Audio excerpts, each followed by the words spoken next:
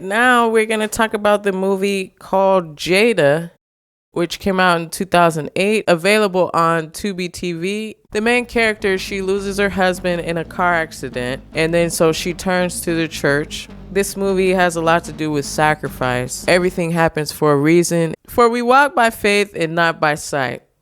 2 Corinthians 5:7. You know, you lose your husband and then you have these kids with you. You have no choice but to have faith. To walk by faith and not by sight. You have to keep moving blindly. That's a lot of times when you will get blessed.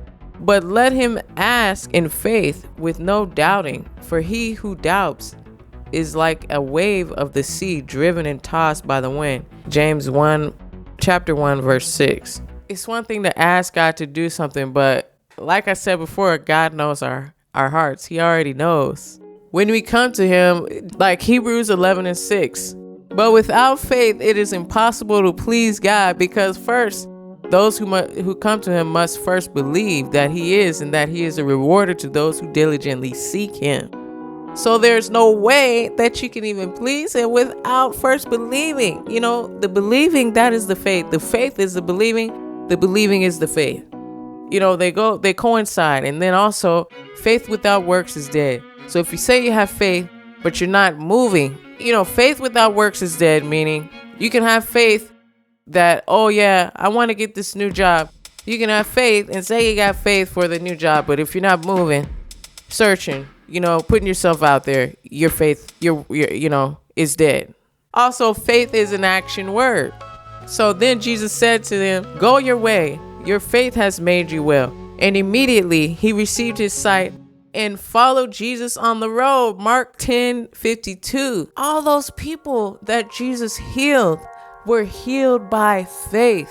Even Lazarus, when Mary and Martha, they're like, even though, you know, he's already dead, I still believe that you can raise him from the dead. Come on now, that's some faith. And that same power is available today, but it takes faith. But if you're, you know, believing what the world says, I almost said the word. If you're believing what the world says, then of course it's not going to come to pass. Yes, for God so loved the world that he gave his only begotten son, that whosoever believeth in him shall have everlasting life. But you got to believe. And what is the believing? Having faith. Come on, it's an action word. Yes. So in this movie, they're coming into this new neighborhood, which is beneath what they're used to. And people, just because it looks like, they feel like, you know, you're like this. I deal with this a lot. People think that I'm stuck up, or they think that I think too highly of myself. In reality, no, I'm just a regular person. I've done nothing to you. Like the person in the movie, I'm just moving into this new place. I believe in God. Yeah, that might be the difference.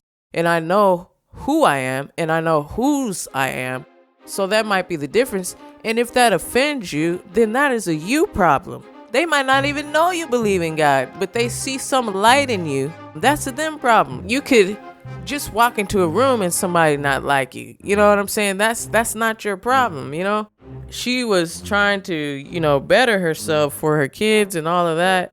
And having all these other factors didn't help, but she at some point believed in herself. I have been crucified with Christ.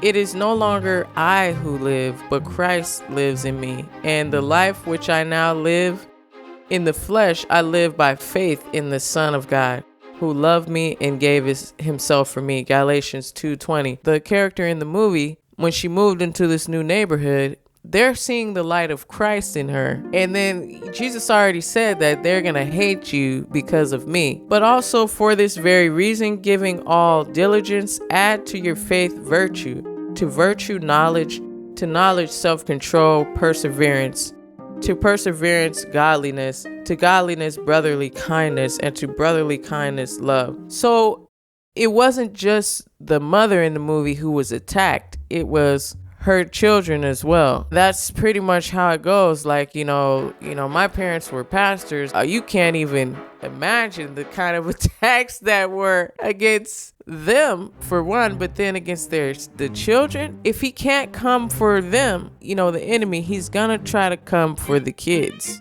And that's what he did. The prayers of the righteous availeth much. So they went to the church to find peace and to find, resources.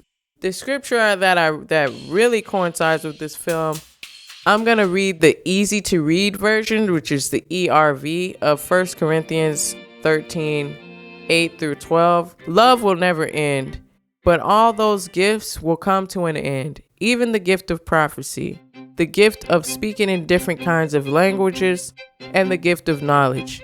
These will all end because this knowledge and these prophecies we have are not complete. But when perfection comes, the things that are not complete will end. When I was a child, I talked like a child. I thought like a child, and I made plans like a child. When I became a man, I stopped those childish ways. It is the same with us. Now we see God as if we are looking at a reflection in a mirror.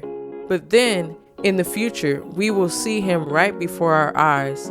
Now I know only a part, but at that time, I will know fully as God has known me. Make sure you check out Jada 2008, available on TүBİTV, Prime, and Peacock.